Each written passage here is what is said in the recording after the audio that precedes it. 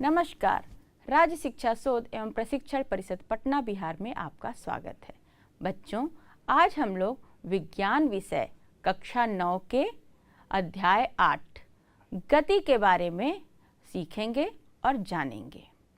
ठीक है बच्चों। तो बच्चों, पिछली कक्षाओं में हम लोगों ने क्या देखा था गति के बारे में? याद है आप लोगों को?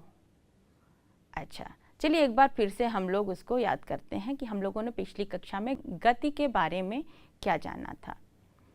तो गति के बारे में बच्चों हम लोगों ने देखा था सबसे पहले कि गति क्या होती है, यानी मोशन क्या होता है। सबसे पहले हम लोगों ने इस बारे में चर्चा किया था। ठीक है।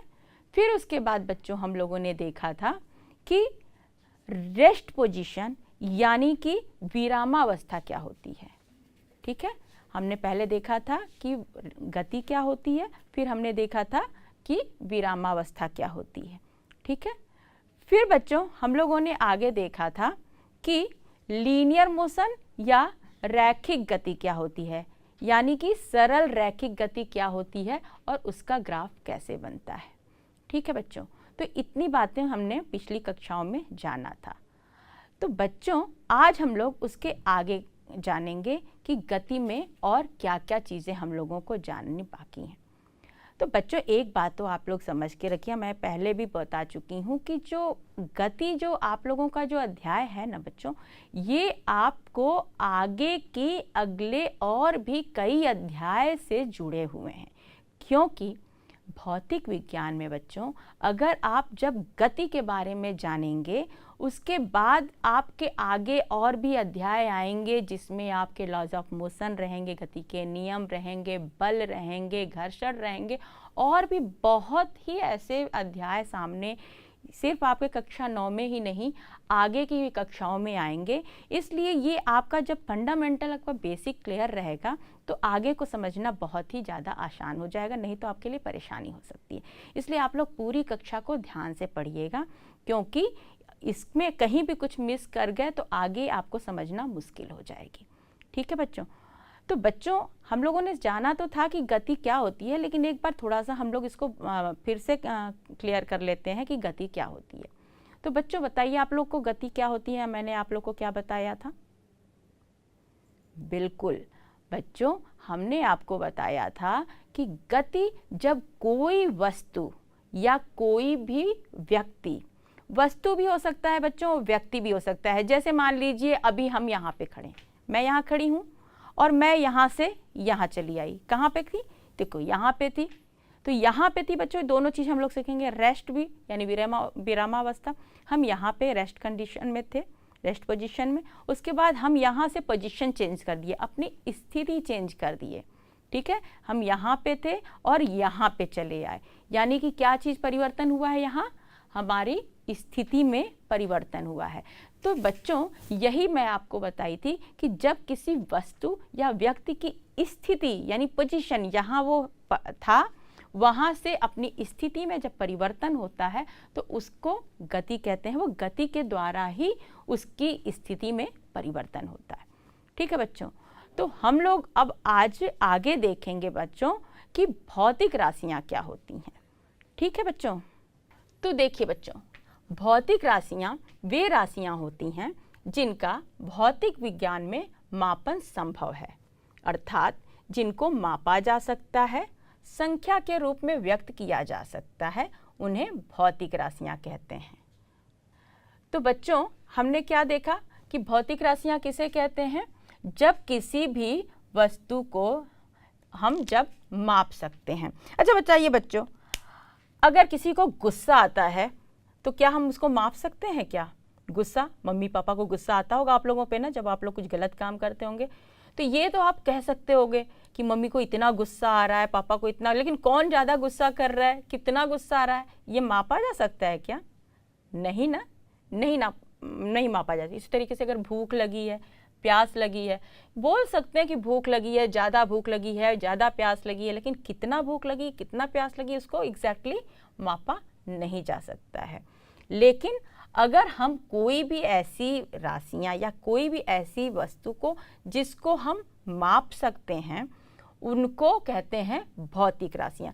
जैसे कि अगर किसी चीज़ की लंबाई होती है बच्चों, अगर मान लो हम यही कह दिया कि ये 2 पॉइंट है, ठीक है, अब इन दोनों पॉइंट के बीच में कितनी दूरी है, ठीक है, तो दूरी को हम माप सकते हैं, बिल्कुल, किससे माप सकते हैं, मीटर स्केल से माप सकते हैं, ठीक है।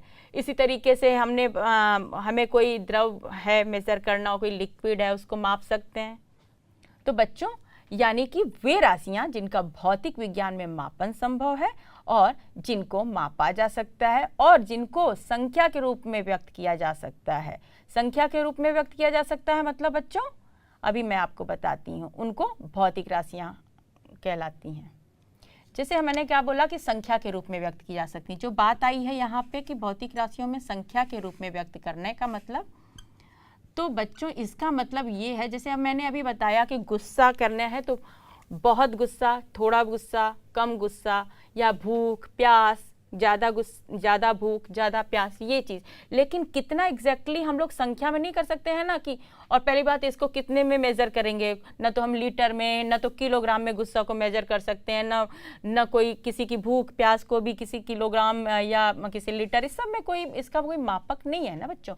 लेकिन अगर कोई भी चीज़, जैसे हम यहाँ दूरी की ही बात कर रहे हैं यहाँ पे, तो दूरी है बच्चों, यहाँ पे मान लो यहाँ से यहाँ तक की 1 मीटर की दूरी है, तो ये एक मीटर जो है, जो एक है ना बच्चों, ये एक, तो ये है एक संख्या हो गई। इसी तरीके कोई 4 लीटर हुआ, 5 लीटर हुआ, 5 किलोग्राम हुआ, तो 5 हुआ ना, तो यानी कि कोई वेट रहता है बच्चों, कोई भार रहता है उसको 5 किलोग्राम का, तो 5 जो है ना बच्चों, ये 5, ये हो गया उसकी भौतिक, मतलब उसको मापा जा सकता है, उसको संख्या के रूप में मेज़र किया जा सकता है। तो ऐसे कोई भी राशि जिनको संख्या के रूप में मेज़र किया जा सकता है उसको, या मापा जा सकता है, उसको भौतिक राशियां कहते हैं। जैसे उदाहरण के तौर पे,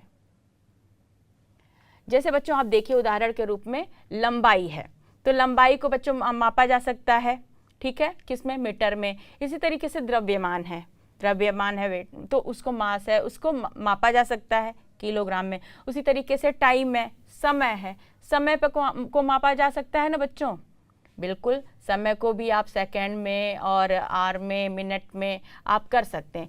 उसी तरीके से बच्चों बल है, वो हम लोग आगे पढ़ेंगे उसके बारे में बच्चों, बल को भी न्यूटन के रूप में मापा जा सकता है। उसी तरीके से त्वरण हम लोग आगे देखेंगे कि त्वरण को भी मापा जा सकता है, ये सब हम लोग आगे देखते हैं, लेकिन हम अभी फिर भी हम लोग देख लेते हैं क्योंकि ये आगे की कक्षाओं में हम लोगों को इसको पढ़ना है, तो इसको थोड़ा सा हम लोग देख लेते हैं कि ये सब भौतिक राशियों में आता है क्योंकि इसको मेजर किया जा सकता है। ऐसे ही विद्युत धारा है, हम लोग आगे की कक्षाओं में देखेंगे। ताप है, ये भी भौतिक राशि है क्योंकि ताप है, टेम्परेचर को भी मापा जा सकता है बच्चों ना, डिग्री सेल्सियस में, केल्विन में, इसमें मापा जा सकता है। बता दें 27 डिग्री है, ऐसे करके बात करते हैं ना टेम्परेचर के बारे में। तो ये सारी चीज़ें जो है ये भौतिक राशियों में आती हैं और इनका मापन हो सकता है, यानी हम इनका मान ज्ञात कर सकते हैं। ठीक है बच्चों, चलिए नेक्स्ट देखते हैं। तो बच्चों हमने अभी देखा कि भौतिक राशियां क्या होती हैं जिनको हम माप सकते हैं। ठीक है बच्चों, अब हम लोग आगे देखेंगे कि भौतिक राशियां कितने प्रकार की होती हैं। ठीक है, तो मुख्यतः इनको 2 भागों में बांटा जा सकता है या 2 वर्गों में बांटा जा सकता है। ठीक है, एक होता है अदिश राशि और दूसरा होता है सदिश राशि। तो बच्चों अब हम लोग इस बारे में सीखेंगे, जानेंगे कि अदिश राशि क्या होती है और सदिश राशि क्या होती है। उससे पहले हम आगे बताएं तो आप एक बार देख लीजिए कि उसके उदाहरण क्या होते हैं, फिर हम जब क्लियर आपको बताएंगे तो आप बहुत अच्छे से समझ जाएंगे कि अदिश राशि और सदिश राशि क्या होती है। जैसे अदिश राशि के उदाहरण में है लंबाई और द्रव्यमान, और सदिश राशि का उदाहरण है बल और त्वरण। तो बच्चों हम लोग आगे देखते हैं कि अदिश राशि क्या होती है और सदिश राशि क्या होती है। तो बच्चों हम लोग देखते हैं कि अदिश राशि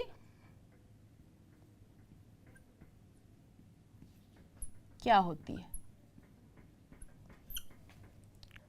देखिए बच्चों, ऐसी राशि जिन्हें व्यक्त करने के लिए केवल परिमाण की आवश्यकता होती है। ठीक है, ऐसी राशि जिन्हें व्यक्त करने के लिए केवल परिमाण की आवश्यकता होती, दिशा की कोई आवश्यकता नहीं पड़ती है, उन राशियों को अदिश राशि कहते हैं। जैसे कि देखो बच्चों, हमने क्या बोला कि अदिश राशि ऐसी राशियां होती हैं जिनको मापने के लिए सिर्फ किस चीज़ की जरूरत पड़ती है, परिमाण की। परिमाण क्या होता है बच्चों, वही बच्चों कितनी क्वांटिटी में है कोई भी चीज़ को, उसकी परिमाण की आवश्यकता पड़ती है। और किस चीज़ की आवश्यकता नहीं है? दिशा की आवश्यकता नहीं है। किस चीज़ की आवश्यकता नहीं है? दिशा की आवश्यकता नहीं है। ऐसी राशियों को अदिश राशि कहते हैं। जैसे कि यहाँ पे नाम ही अदिश, अदिश नाम से क्या हो रहा है? दिशा नहीं है, दिशा नहीं है। ऐसी राशि जिनका दिशा नहीं है उनको अदिश राशि कहते हैं। जैसे अभी हम लोग बात करें द्रव्यमान का, अगर हम लोग द्रव्यमान की बात करते हैं तो अगर हम लोग बोलते हैं कि 5 किलोग्राम, अगर कोई भी अगर ऐसा कोई बॉक्स है बच्चों, अगर ये कोई भी बॉक्स है और अगर ये बॉक्स जो है 5 किलोग्राम का है, ठीक है, तो अगर ये 5 किलोग्राम का है तो ये 5 किलोग्राम में सीधे बोल दिया कि 5 किलोग्राम, तो इसमें कोई दिशा तो है नहीं। ऐसा तो है नहीं कि ऊपर से 5 किलोग्राम है, नीचे आप कहीं से भी उठाओगे, नीचे से ऊपर से जब भी कोई भी उठाएगा ये 5 ही किलोग्राम का रहेगा, ठीक है। उसमें दिशा का कोई मतलब नहीं होता है कि कौन सी दिशा में 5 किलोग्राम है या क्या है। तो इसलिए जो द्रव्यमान होता है वो आपका अदिश राशि होता है, ठीक है बच्चों।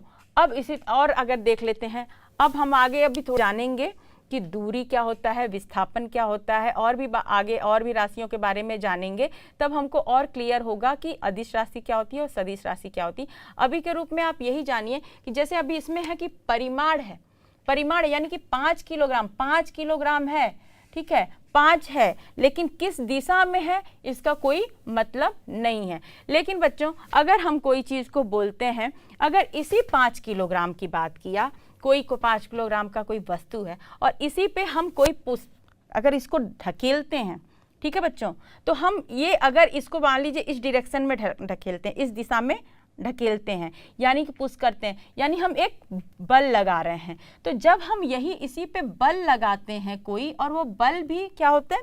दिशा में लगाएंगे ना, जिस दिशा में बल लगाएंगे उसी दिशा में ये वस्तु आगे की तरफ मूव करेगी या चलेगी, ठीक है, या अपने स्थिति में परिवर्तन उसी दिशा में करेगी। तो यानी कि ये अगर आप द्रव्यमान की बात करेंगे तो इसका द्रव्यमान तो अदिश राशि हो गया, लेकिन बल में क्या है, आपको क्या बताए हैं इसमें?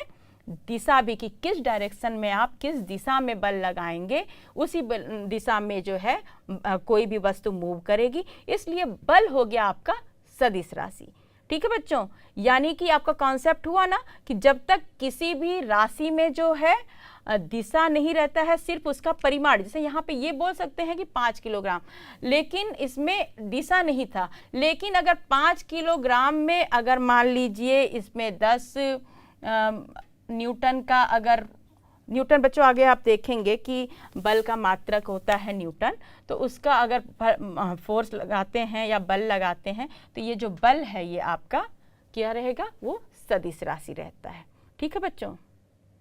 तो बच्चों आप देखिए, अब इसी तरीके से लंबाई हुई बच्चों, तो लंबाई की बात की है, तो जैसे अभी हमने बोला कि 1 मीटर की लंबाई या 2 मीटर की लंबाई या 4 मीटर की लंबाई, तो लंबाई तो हो जाती है कि 4 मीटर लंबा कोई चीज़ है, 5 मीटर लंबा है, लेकिन इससे नहीं मतलब है कि आप उत्तर दिशा में लंबा है कि दक्षिण दिशा में लंबा है या किधर की दिशा में लंबा है, ऐसा कोई बात नहीं रहती है। इसलिए यहाँ पे इसको लंबाई भी आपके अदिश राशि में ही आती है। लेकिन बच्चों इसी में आप देखिए कि जब कोई राशि जिन्हें व्यक्त करने के लिए हमें दिशा और परिमाण दोनों की आवश्यकता पड़ती है, ठीक है, कोई भी ऐसी राशि जिन्हें व्यक्त करने के लिए हमें दिशा और परिमाण दोनों की आवश्यकता पड़ती है, ऐसी राशियों को क्या कहते हैं बच्चों? सदिश राशि कहते हैं, ठीक है बच्चों, क्या कहते हैं? सदिश राशि कहते हैं। जैसे कि अभी हमने आपको बताया कि बल जो हमने बताया कि इसमें दिशा की आवश्यकता पड़ती है कि किधर की तरफ बल लगा रहे हैं, ऐसी राशि हो जाती है सदिश राशि हो जाती है, ठीक है बच्चों। तो अच्छा चलिए हम लोग आगे देखते हैं, कुछ उदाहरण देखते हैं कि कौन कौन सी भौतिक राशियां जो है अदिश राशि होती है और कौन कौन सी राशि सदिश राशि होती है। जैसे बच्चों देखिए, सबसे पहले तो आप यहाँ लेफ्ट में देखिएगा जो बाएं साइड में कि भौतिक राशि कौन कौन सी है। ऐसे तो बहुत भौतिक राशियां हैं, लेकिन अभी के में आप लोगों को जो सब जरूरी है वो चीज़ जानने के लिए, आपके खासकर आपके कक्षा 9 के लिए आपको जानने के लिए, वो आप देख लीजिए कि कौन कौन सी भौतिक राशि है और कौन इसमें से कौन सी अदिश है और कौन सी सदिश है। तो बच्चों आप देखिएगा, ये आपका लंबाई जो है, लंबाई अभी जैसे हमने बात किया बच्चों, ये है अदिश राशि। ठीक है, क्या है ये बच्चों, ये है अदिश। क्यों? क्योंकि अभी हमने आपको बताया कि इसमें जो है दिशा का कोई बात नहीं होता। लंबाई को मेजर करने के लिए 4 मीटर, 5 मीटर, 8 मीटर, 10 मीटर, जो भी लंबाई, किलोमीटर, कुछ भी अगर इस तरीके से मेजर करते हैं तो उसमें डायरेक्शन की कोई बात नहीं होती है। अगर तब तक वो लंबाई जो है अदिश राशि रहती है। ठीक है, उसी तरीके से द्रव्यमान या मास की बात की है कि 5 किलो का कोई वस्तु है, 6 किलो की वस्तु है, या 10 किलो, 20 किलो, कितने की भी वस्तु है, लेकिन उसमें किस डायरेक्शन में या किस दिशा की बात नहीं है। अगर कोई 10 किलो की चीज़ है तो किसी भी दिशा में आप पकड़ेंगे उसको, वो 10 किलो की ही रहेगी। ठीक है, तो वो यानी द्रव्यमान जो हो गया आपकी क्या हो गई, अदिश राशि हो गई। उसी तरीके से बच्चों टाइम की बात हुई, समय को हम लोग क्या बोलते हैं, 1 घंटा, 2 घंटा, 4 घंटा। 4 घंटे का कोई ऐसा दिशा नहीं होता है कि लेफ्ट की तरफ की, राइट की तरफ की, ऊपर की, नीचे, ऐसा कोई दिशा नहीं होता है ना। ये इसलिए जो है समय भी क्या होता है, आपकी अदिश राशि रहती है। अब बच्चों आप देखिएगा इलेक्ट्रिक करंट, विद्युत धारा। अच्छा, ये थोड़ा सा आप लोगों के लिए समझना अभी के लिए मुश्किल होगा, क्योंकि अभी आप लोग जो है आगे की कक्षा में देखेंगे कि इलेक्ट्रिक करंट या विद्युत धारा के बारे में। लेकिन तब तक के लिए आप जानिए ये अदिश राशि होती है। हालांकि आपको लग रहा होगा कि यहाँ पे नाम से आपको लग रहा होगा कि क्योंकि करंट बह रही है, इस दिशा में बह रही है, लेकिन बच्चों थोड़ा सा आप नेक्स्ट क्लास में जाएंगे ना तो उसको आप थोड़ा सा समझेंगे कि उसमें भी बच्चों एक वेक्टर रूल फॉलो होता है। तो वो जो वेक्टर रूल जिसमें फॉलो होता है वही सदिश राशि होता है बच्चों। वो थोड़ा सा हम लोग आगे समझेंगे तो हम लोग को क्लैरिटी ज़्यादा होगा, लेकिन अभी तक के लिए आप समझिए उसमें कि इलेक्ट्रिक करंट जो है वो अदिश राशि होता है। ठीक है बच्चों, अब देखिए डिस्टेंस यानी दूरी।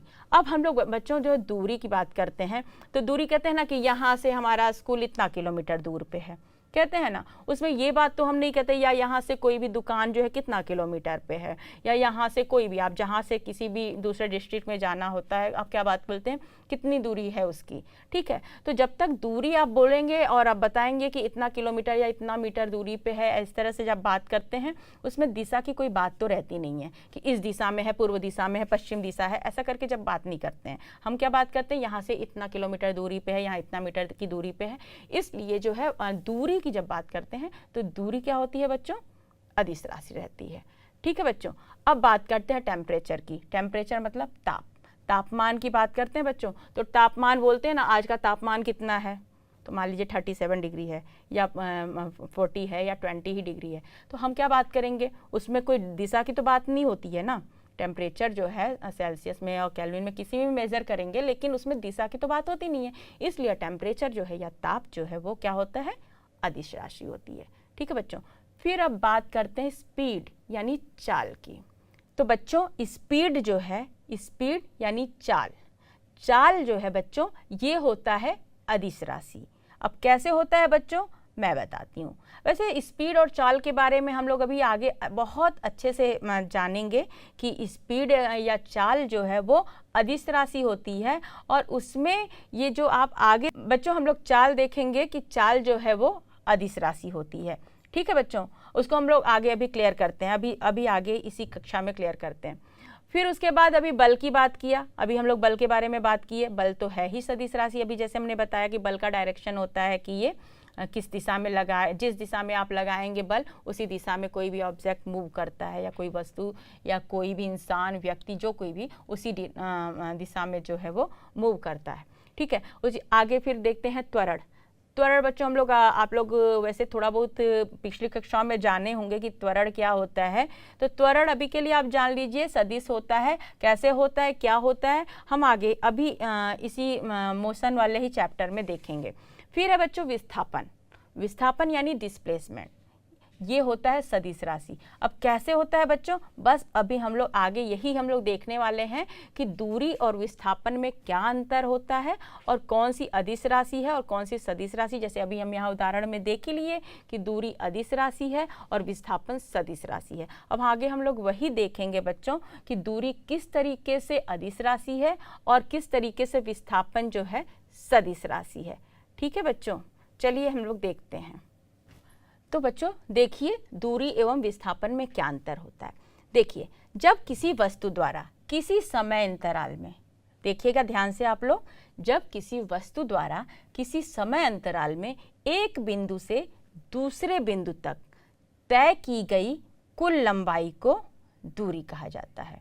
फिर से हम पढ़िए आप लोग, किसी वस्तु द्वारा किसी समय अंतराल में एक बिंदु से दूसरे बिंदु, क्या लिखा है यहाँ पे बच्चों, देखो आप लोग ध्यान दीजिएगा, किसी समय यानी कोई भी पर्टिकुलर टाइम की बात कर रहा है, ठीक है। किसी भी पर्टिकुलर टाइम में एक बिंदु से दूसरे बिंदु में कितनी लंबाई तय हुई है उस वस्तु के द्वारा, वो उसकी दूरी होती है। ठीक है बच्चों, चलिए हम लोग आगे देखते हैं इस चीज़ को। देखिए बच्चों, हम लोग अभी बात किए हैं कि किसी वस्तु द्वारा, यानी मान लीजिए कोई वस्तु है, यहाँ से अभी हम, ये एक पॉइंट है, ये एक ए पॉइंट है और ये एक बी पॉइंट है। ठीक है बच्चों, मान लीजिए ये एक पॉइंट है, ये आपका घर है। ठीक है, बहुत अच्छी, अब मेरी ड्राइंग तो नहीं है बच्चों, बट आप लोग इसके साथ थोड़ा एडजस्ट कर लो। ये मान लीजिए आपका ए पॉइंट पे आपका घर है, उसके बाद ये रास्ता जाता है। ठीक है बच्चों, ये रास्ता जाता है और ये बी कोई पॉइंट है जहाँ पे आपका स्कूल है। ठीक है बच्चों, ये है स्कूल, खूब ढेर सारी विंडोज़ है, मान लो बस की तरह नहीं है, आप इसको मान के चलो ये स्कूल है आपका। ठीक है, ये प्लेग्राउंड वगैरह है। ठीक है, ये है आपका स्कूल। ठीक है, ये है आपका स्कूल और ये है आपका घर। ठीक है, ए पॉइंट पे आपका घर है और ये रास्ता हुआ ये बी। ठीक, अब बात करते हैं कि अगर आपको अपने घर से जो है स्कूल की दूरी 5 किलोमीटर बोला गया, क्या होता है 5 किलोमीटर। ठीक है, स्कूल की दूरी आपको मालूम है 5 किलोमीटर। ठीक है, लेकिन फिर आप क्या करोगे कि आप अपने फ्रेंड को फ़ोन करोगे, अपने फ्रेंड से बोलोगे, आपको साइकिल से जाना है, आप अपने फ्रेंड को बोलोगे कि चलो आज हम तुम्हारे साथ में चलेंगे। तो आपका फ्रेंड बोलेगा तुम ऐसा है कि मेरे घर पहले आ जाना, उसके बाद हम लोग जब घर से साथ में ही चलेंगे। तो फिर अगर आपका मान लीजिए आपके फ्रेंड का घर यहाँ पे है, फ्रेंड का घर यहाँ पे कहीं पे है। ठीक है, उसका घर ये मान लीजिए उस फ्रेंड का घर हुआ, ये आपका घर हुआ। ठीक है बच्चों, उसके बाद ये हो गया आपके दोस्त का घर। ठीक, ये दोस्त का घर हो गया। ठीक है, अब आप पहले जाओगे यहाँ से, आपके स्कूल की दूरी हमने क्या बोली, जनरली आप इस रास्ते से जाते हो तो मान लीजिए थोड़ा सा यहाँ से करोगे, थोड़ा यहाँ पे कुछ करके ऐसे गए और स्कूल गए, तो ये हो गया आपका 5 किलोमीटर का। लेकिन जब आप अपने दोस्त के घर जाते हो, ये किसका घर है बच्चों, दोस्त का घर है। ठीक है, तो ये जब दोस्त के घर जाना है, अब यहाँ से पता चला कि 5 किलोमीटर तो आपका दोस्त का ही घर हो गया। ठीक है, तो आप 5 किलोमीटर आप दोस्त के घर गए, फिर यहाँ से 3 किलोमीटर अगर आपका स्कूल है। ठीक है, तो यानी कि अगर आप घर से निकलोगे और 5 किलोमीटर पहले आप अपने घर दोस्त के घर जाओगे, उसके बाद 3 किलोमीटर स्कूल और चल के जाओगे, यानी आपको टोटल कितना दूरी तय करना पड़ा होगा, 5 किलोमीटर प्लस 3 किलोमीटर। ठीक है बच्चों, आप इकाई का ध्यान जरूर दीजिएगा बच्चों, जब तक आप इकाई नहीं देखेंगे, 5 + 3 लिखे या 5 लिखे क्या मतलब हुआ। ठीक है, तो परिमाण के साथ में ये आप लोगों को यहाँ पे यूनिट का भी या इकाई का भी ध्यान देना होगा, इस बात को कभी मत भूलिएगा। ठीक है, तो ये 5 किलोमीटर है और 3 किलोमीटर, यानी उसने जो है आपको उस दिन, जो आपको 5 किलोमीटर रोज स्कूल जाते हो, लेकिन उस दिन अगर आप अपने दोस्त के साथ में स्कूल जाओगे तो आपको कितना किलोमीटर तय करना पड़ेगा, 8 किलोमीटर तय करना पड़ेगा। ठीक है बच्चों, तो उस दिन के लिए वो दूरी कितनी हो जाएगी आपकी, 8 किलोमीटर की। तो अभी ये हो गया ये आपकी तय की गई दूरी। ठीक है, लेकिन अब यहीं से अगर आप डायरेक्ट ए से बी में आप जाते, कहीं से भी मान लीजिए उसके यह रास्ता मान लीजिए मुड़ के भी रहता। ठीक है, ये अगर यहाँ से यहाँ में थोड़ा मोड़ भी रहता बच्चों, तो भी ये 5 किलोमीटर था यहाँ पे। ठीक है, लेकिन 5 किलोमीटर की दूरी में ऐसे आप जाते, लेकिन दोस्त से गए तो 8 किलोमीटर हो गया। ठीक, तो अब यहाँ पे इसमें कोई भी आपने बात नहीं किया कि 8 किलोमीटर आप गए या 5 किलोमीटर गए, स्कूल पहुँचे ही, स्कूल पहुँचे। लेकिन अब जैसे मान लीजिए आप साइकिल में तो ऐसे मेजरमेंट कोई ऐसा लगा नहीं रहता, लेकिन अगर आप बाइक से जाते तो उसमें मीटर लगा रहता है, तो मीटर में पता चलता कि 8 किलोमीटर हम आए हैं तय करके। या अगर प्रॉपर रास्ते से आप जाते, दोस्त के घर नहीं जाते, तो वो 5 किलोमीटर ही रहता।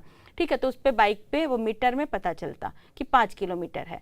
तो लेकिन यहाँ पे किस चीज़ की बात हुई, इसमें डायरेक्शन या दिशा की बात नहीं हुई है। चाहे आप दोस्त के घर से लेकर भी जाओ 8 किलोमीटर, चाहे आप सीधे जाओ तो 5 किलोमीटर ही गए हैं, ठीक है, लेकिन इसमें दिशा की कोई बात नहीं की गई है, ठीक है बच्चों। लेकिन अब इसीलिए जो यहाँ पे, चूंकि यहाँ पे दिशा की बात नहीं की गई है, इसलिए दूरी जो है आपकी क्या होती है, अदिश राशि होती है। क्या होती है बच्चों, इसमें ये अदिश राशि होती है, ठीक है बच्चों। और अब हम लोग जानते हैं कि विस्थापन के बारे में। हाँ बच्चों, तो देखिए अभी हम लोगों ने देखा कि किसी वस्तु द्वारा किसी समय अंतराल, तो समय अंतराल का देखो बच्चों ये जो जिक्र किया गया है कि जैसे समय अंतराल, अब हमने जैसा कि हमने उदाहरण में देखा था अभी कि घर से स्कूल जाने में, तो अगर मान लीजिए जो 5 किलोमीटर आपको जाने में आधा घंटा लगा होता, अगर साइकिल से ही जा रहे हैं, तो अगर मान लीजिए स्कूल जो रोज आपको आधा घंटा लगता है, तो हो सकता है कि आपको उस दिन 50 मिनट लगे, क्योंकि आपकी डिस्टेंस या दूरी जो है आपकी बढ़ गई। तो यानी कि समय अंतराल के यहाँ पे क्या हुआ, जो 40 मिनट में अगर आपने 8 किलोमीटर तय करके अपने स्कूल पहुंचे हुए हैं, यानी समय, यानी कि 40 मिनट में या 50 मिनट में ही आप एक बिंदु मतलब एक बिंदु से बी बिंदु तक, ए बिंदु क्या था, आपका घर था, और बी बिंदु क्या है, आपका स्कूल है, या जो कोई भी आपको, जैसे हमने रेफरेंस पॉइंट आपको बताया था पिछली कक्षा में, संदर्भ बिंदु बताया था कि किस बिंदु से आप मापने जा रहे हैं और जहां तक पहुंचना है, ठीक है, वो आपकी दूरी होती है। और किस समय में होती है, अगर किसी समय में बोल दीजिए जैसे 30 मिनट में या 50 मिनट में आप पहुंच रहे हैं, तो उसको कहते हैं दूरी कहते हैं। लेकिन बच्चों जब किसी वस्तु की प्रारंभिक व अंतिम स्थिति के बीच की न्यूनतम दूरी को वस्तु का विस्थापन कहते हैं। क्या होता है, जब कोई वस्तु जो होता है उसका जब प्रारंभिक और अंतिम स्थिति के बीच में जो न्यूनतम दूरी होती है उसे उस वस्तु का विस्थापन कहते हैं।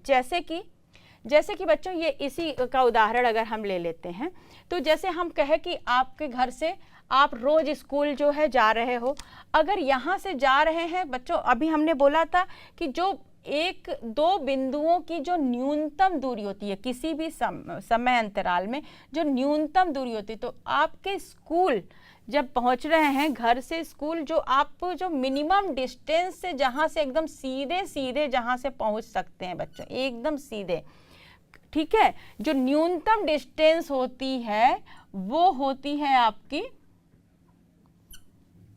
क्या होती है, विस्थापन। जो न्यूनतम दूरी होती है बच्चों वही होती है विस्थापन, ठीक है बच्चों, क्या होती है वो, विस्थापन, ठीक बच्चों। तो इसी घर से लेके स्कूल जाने में जब आप दोस्त के घर से जाते हो तो वही जो है आपकी दूरी हो गई 8 किलोमीटर, लेकिन आप एकदम सीधे रास्ते से पहुंच जाते हो, ना कहीं रुकना, ना तो कोई मोड़ है, ना कुछ भी है, जो सबसे न्यूनतम दूरी है एकदम, वो आपकी होती है विस्थापन। जैसे कि उदाहरण के रूप में देखिए, जैसे बच्चों आप इसमें देख सकते हैं कि कोई भी, जैसे यहाँ पे एक कोई व्यक्ति बना हुआ है, अगर ये व्यक्ति जो है किसी पॉइंट से वहीं स्टार्ट करता है और उसके बाद अगर वो चल के देखे, ये इस तरीके से कर्व में आता है, ठीक है, गोल घूम के ऐसे आता है, मोड़ से ऐसे घूमते हुए किसी पॉइंट पे पहुंचता है, तो देखिए वो कितना हुआ, वो दूरी तय करके, इतनी दूरी तय करके आया है। लेकिन जो उसका जो मिनिमम सबसे न्यूनतम डिस्टेंस क्या हो सकता है, उससे न्यूनतम कुछ हो नहीं सकता। क्या, जब वो जिस पॉइंट से चल रहा है और जो अंतिम पॉइंट है उसके बीच में जब सीधी रेखा खींची जाती है बच्चों ना, वो सबसे न्यूनतम दूरी होती है किसी के भी चलने की, और किसी भी को एक बिंदु से दूसरे बिंदु तक पहुंचने की जो न्यूनतम दूरी होती है बच्चों, वो होती है विस्थापन। तो बच्चों ये विस्थापन जो है ये हम सदिश राशि में क्यों बोले, क्योंकि इसमें हमें बताना होगा कि एकदम सीधी चले जाना है, या एकदम मान लीजिए यहाँ तो सीधे हो गया, मान लीजिए आपका स्कूल अगर यहाँ पे रहता, मान लीजिए बच्चों आपका स्कूल अगर यहाँ पे है, ठीक है, ये स्कूल अगर आपका है, ठीक, और आपका घर यहाँ पे है, ठीक है, ये आपका घर हुआ, ठीक है। तो अगर ये जब आपका घर हो गया ये, तो यहाँ से स्कूल अगर बोला जाएगा कि इस दिशा में, उत्तर पूर्व में या दक्षिण पूर्व में, इस दिशा में एकदम सीधे चले जाइए, ठीक है। तो वो जो न्यूनतम दूरी तय होगा, जब जिसमें दिशा का भी बोध रहेगा, ये इस दिशा में चले जाइए, उत्तर चले जाइए, उत्तर पूर्व चले जाइए, सीधे भी चले जाइए, किधर भी, दक्षिण पूर्व चले जाइए, दक्षिण पश्चिम चले जाइए, जब दिशा भी बोला जाएगा उसके साथ साथ में, तो वो होता है, वो विस्थापन होता है बच्चों, ठीक है। अच्छा चलिए बच्चों, अब आगे हम थोड़ा सा इस बात को देखते हैं कि दूरी और विस्थापन को समझने के लिए कुछ और उदाहरण आपको बताते हैं। तो बच्चों, अभी हम लोगों ने देखा ना कि दूरी और विस्थापन में क्या अंतर है। हम लोग इस उदाहरण से भी देखते हैं कि दूरी और विस्थापन में क्या अंतर है। बच्चों मान लीजिए आप किसी एक बिंदु है, एक बिंदु, ठीक है, यहाँ से आप चल रहे हैं, यहाँ से मान लीजिए 200 मीटर चले। कितना चले बच्चों? 200 मीटर चले। उसके बाद में आप बी पॉइंट पे पहुँच गए, ठीक है, बी पॉइंट पे पहुँच गए। मान लीजिए आप यहाँ ए से चले, बी पे चले, और किस चीज़ से चलेंगे बच्चों? पैदल ही चले, ठीक है। मान लीजिए पैदल पैदल पैदल पैदल चल के यहाँ पे आए, कितना? 200 मीटर आए, ठीक है। उसके बाद आप क्या करेंगे? यहाँ पे आए, उसके बाद फिर आप ये, अच्छा बच्चों एक बात ध्यान देना है, मान लीजिए कोई टीट समय में आप आए, किसी 5 मिनट में आए, 10 मिनट में आए, कितने भी देर में आए, ठीक है। तो क्योंकि हम जब बात कर रहे हैं, दूरी की बात कर रहे हैं और विस्थापन की बात कर रहे हैं बच्चों, तो बोले कि तय समय में, तो समय में मान लीजिए ए से बी में आप कितने उस पे आए, मान लीजिए 10 मिनट में, 5 मिनट में, कितने भी 200 मीटर आप आ गए, ठीक है। उसके बाद डिपेंड करता है आप कितना तेज आए हैं, ये आपकी वो है। फिर उसके बाद आप बी पे आए, कहाँ पे आए? मान लीजिए किसी दुकान से कोई सामान लिए, ठीक। उसके बाद सामान लिए, उसके बाद वापस आप क्या करते हैं? अपने घर पे आ गए, इधर से गए, उसके बाद इधर से चले आए, फिर यहाँ पे वापस आप अपने घर पे चले आए, यानी वापस ए पॉइंट पे आप चले आए, ठीक है बच्चों। अब आप बताइए कि इतने में आप ए से गए बी, यानी घर से गए दुकान पर गए, दुकान पे आपने सामान खरीदा 200 मीटर पे, फिर उसके बाद सामान लिया और उसके बाद वापस घर पे आके बैठ गए। इतने में आपने कितनी दूरी तय की? तो दूरी कितनी तय की बच्चों? बताइए, ये टोटल दूरी कितनी तय की आपने? बिल्कुल सही कह रहे हैं, 200 मीटर गए पहले, सिर्फ 200 ही नहीं किया ना, पूरा हम टोटल दूरी करने के बाद कुल कितना आपने दूरी तय की? ए से गए, ए पे आए, लेकिन इसमें आपने बी गए, बी से वापस ए पे आए, तो 200 मीटर गए। बच्चों ये मीटर लिखना भूलिएगा मत, मीटर को एम से डिनोट करते हैं, या हिंदी में ऐसे मी करके ऐसे भी लिखते हैं बच्चों, ठीक है।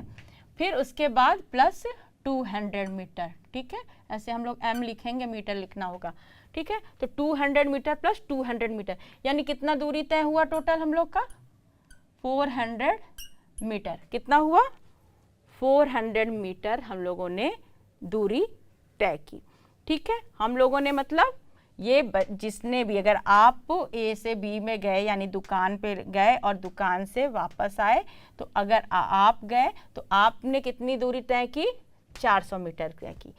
लेकिन अब हम बात करते हैं कि आपका विस्थापन कितना हुआ बच्चों।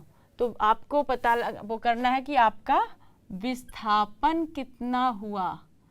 तो विस्थापन को हमने क्या बताया अभी आपको कि दो बिंदुओं के बीच की जो न्यूनतम दूरी है, ठीक है बच्चों। और दूरी के बारे में हमने क्या बोला था?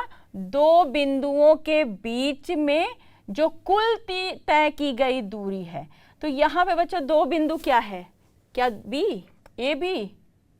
नहीं, कुल तय की गई दूरी की बात जब हम कहें तो ए से गए बी, तो फिर बी से आए ए, यानी ए से गए और ए पे ही आए। तो कंपैरिजन हम किस वाले, इसी पॉइंट का दो बिंदु करें, ए से कहीं से गए और कहीं पे आ गए, ठीक है बच्चों। लेकिन ऐसा नहीं करना है कि कहीं जाके, जरूरी नहीं है कि यहाँ जाके कोई आगे बढ़े। अगर हम उसी जगह से गए और वहीं गए और वहीं आ गए तो कुछ तो दूरी तय करके आए। ये पूरा 400 मीटर की दूरी तय करके आया। लेकिन जब हम बात कर रहे हैं विस्थापन की, तो हमने बोला कि जो मिनिमम दूरी होती है यानी जो न्यूनतम दूरी होती है, तो ए और ए के बीच यानी कि गया और आया, तो उसका जो न्यूनतम दूरी कितना हुआ बच्चों? बिल्कुल सही। और कुछ लोग कंफ्यूज भी हो रहे हैं। बिल्कुल, ये ए से गया और ए पे, या ये बच्चों आप कंफ्यूज मत होइएगा कि इतना दूर नहीं है, ये हम समझाने के लिए नीचे लिख दिए थे। ये यहीं गया, यहीं गया था और फिर वापस यहीं आया है इसी जगह पे। तो यानी कि ये जहाँ गया, मान लो 40 मिनट में आके बैठ भी गया, 50 मिनट में आकर बैठ भी गया, लेकिन फिर यानी कि वो न्यूनतम दूरी जो उसी बिंदु से उसी बिंदु में उसकी न्यूनतम दूरी कितनी हो गई बच्चों? 0 हो गई बच्चों, बिल्कुल बच्चों 0 हो गई। अब इस बात को आप समझिए कि जब कोई भी वस्तु अपनी जगह से जाएगा और वापस उसी जगह चला आता है तो विस्थापन उसका 0 होता है, क्योंकि उसका क्या देखा जाता है? इनिशियल पोजीशन और फाइनल पोजीशन, यानी प्रारंभिक उसका कौन सी स्थिति है और बाद में फाइनल जो है, जो अंत में उसकी जो स्थिति रहती है उसके कंपैरिजन करते हैं। ठीक है, तो ए जो भी इनिशियल जो है प्रारंभिक स्थिति उसकी यही है। ठीक है, और फिर फाइनल स्थिति भी यही है, और दोनों के बीच में डिस्टेंस कितना हुआ? 0 हुआ। उसने कुछ तय ही नहीं किया, इतना सब किया लेकिन विस्थापन बराबर 0। अच्छा, इसको एक और उदाहरण से देखते हैं बच्चों। मान लीजिए अगर कोई पार्क है, कोई सर्कुलर पार्क है ऐसे, ठीक है, और यहाँ पे गेट में एंट्री हुई है, ये है गेट। कोई सर्कुलर पार्क है और ये है गेट। अब इस सर्कुलर पार्क में आपको सुबह सुबह टहलने गए, तो आप यहाँ से स्टार्ट किए, यहाँ से टहलना शुरू किए। मान लीजिए ये आप मान के चलिए ये पूरा जो है 500 मीटर का पार्क है, छोटा सा पार्क है, बहुत बड़ा पार्क नहीं है बच्चों। पूरा ये जो जितनी डिस्टेंस जो है, ये पूरा इसकी जो डिस्टेंस है बच्चों वो कितना है? 500 मीटर। अगर यहाँ से चल के यहाँ तक जाता है तो यानी ये कितना, एक बार जब पूरा राउंड लगाता है यहाँ से बच्चों, ये कोई ए पॉइंट, एंट्री पे ई लिख देते हैं बच्चों। एंट्री से गया, यहाँ से चला, फिर यहाँ पे आया और फिर यहाँ पे आ गया, तो यानी ये 500 मीटर की वॉक कर लिया है। ठीक है, तो उसकी जो दूरी कितनी तय किया है बच्चों? वो बिल्कुल 500 मीटर तय किया है। कितना किया है? 500 मीटर तय किया है। कहाँ से? एंट्री से। ये पूरा उसने ये जो यहाँ पे पाथ जो है, वॉकिंग पाथ यहाँ बना हुआ, ट्रैक बना हुआ है, यहाँ से ट्रैक किया तो 500 मीटर किया। ठीक है, लेकिन अगर हम कहें कि यह एंट्री से गया और फिर वापस यहीं पे आया जब एक पूरा राउंड लगा के, तो ऐसी स्थिति में इसका विस्थापन कितना हुआ बच्चों? बिल्कुल सही कह रहे हैं, वहीं से गया और वहीं आया, इसका विस्थापन हो गया 0। क्यों हो गया? क्योंकि फिर से इनिशियल पोजीशन और फाइनल पोजीशन के बीच में इसकी दूरी कितनी हुई? 0। यानी न्यूनतम दूरी कितनी हुई बच्चों? इसकी 0 हो गई, बिल्कुल। और लेकिन ये अगर हम हो सकते हैं एंट्री से अगर यहाँ पे बात करें कि एंट्री से कोई अगर एंट्री पे ए पॉइंट बोले बी पॉइंट, तो अगर आधा राउंड करने में इसको कितनी दूरी तय हुई, तो ये इसका अगर इस पॉइंट से इस पॉइंट की बात किया जाए बच्चों, इसी सर्कल में अगर इस पॉइंट से इस पॉइंट की बात किया जाए बच्चों, तो अगर इसने ए से बी में आने में कितना दूरी किया? आधा। पूरा अगर 500 मीटर है तो ये निश्चित रूप से ये 250 मीटर होगा, तो ये 250 मीटर होगा। ठीक है, और अगर बोला जाए कि ए से बी आने में कितना विस्थापन हुआ, तो ए से बी आने में ये जो बच्चों अगर इसको ई पॉइंट को ए ले लेते हैं, तो ए से बी आने में विस्थापन दूरी बच्चों इसका 250 मीटर हुआ, लेकिन विस्थापन कितना होगा? अभी हमने बात किया सबसे मिनिमम दूरी, मिनिमम सबसे न्यूनतम दूरी, तो न्यूनतम दूरी यहाँ से यहाँ तक की बच्चों क्या हुई? ये वाली दूरी हुई। तो ये कितनी हो सकती? हो सके 100 मीटर हो, कुछ छोटा ही होगा निश्चित तौर पे। ठीक है बच्चों, तो फिर बच्चों फाइनली हम लोग इस बात पे आए हैं, इस कंक्लूजन पे आए हैं, 2 पॉइंट और है न्यूनतम दूरी और विस्थापन में, कि जो दूरी होती है बच्चों, जो दूरी होती है वो हमेशा चाहे तो बड़ा होगा, चाहे तो बड़ा होगा, चाहे तो बराबर होगा, किसके? विस्थापन के। ठीक है, कभी भी दूरी जो है विस्थापन से छोटा नहीं हो सकता है, या विस्थापन कभी दूरी से बड़ा नहीं हो सकता। चाहे तो दूरी अगर मान लीजिए यहाँ ए से बी गया और सीधे ट्रैक रहा अगर उसका, तो वही दूरी हो जाएगा, वही विस्थापन हो गया। ठीक है, लेकिन अगर वो इधर से गया है, यहाँ से पहुंचा हुआ है, तो दूरी उसकी बढ़ जाएगी और विस्थापन उसकी कम होगी। तो दूरी हमेशा चाहे विस्थापन से बड़ा होता है, चाहे तो बराबर होता है, ये बात आप ध्यान दीजिएगा। और दूसरी बात आप ध्यान दीजिएगा कि विस्थापन 0 हो सकता है, विस्थापन कैन बी 0, विस्थापन 0 हो सकता है, लेकिन दूरी जो है कभी भी 0 या शून्य नहीं होती है। क्यों? अगर वो कुछ भी चलेगा, अगर स्थिति में, देखो बच्चों हमें बताया गति क्या होती है, जब उसकी स्थिति में परिवर्तन होता है। तो जब किसी भी वस्तु या व्यक्ति के स्थिति में परिवर्तन होगा, अगर इतनी सी भी हुई बच्चों, जैसे मान लीजिए ये मार्कर है, ये मार्कर है बच्चों, ये अगर ये यहाँ से बच्चों यहाँ भी मूव की, स्थिति बदली, तो कुछ तो सेंटीमीटर में ही होगा, मिलीमीटर में ही होगा, लेकिन स्थिति तो बदली उसकी, यहाँ से यहीं तक आई, लेकिन स्थिति जैसे ही थोड़ी भी बदल गई, उसकी दूरी निश्चित रूप से बदल, कुछ तो कुछ होगा ही।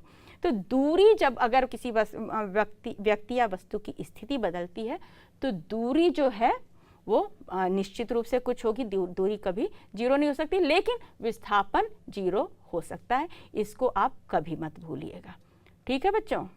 तो बच्चों उम्मीद है कि आज आप लोगों ने समझ लिया होगा कि अदिश राशि और सदिश राशि क्या होती है और उसके उदाहरण को भी समझा होगा। तो आगे हम लोग गति के और भी जानकारियों के साथ अगली कक्षा में मिलेंगे। तब तक आप लोग हंसते रहिए, मुस्कुराते रहिए और भौतिक विज्ञान के सवालों को हल करते रहिए। नमस्कार।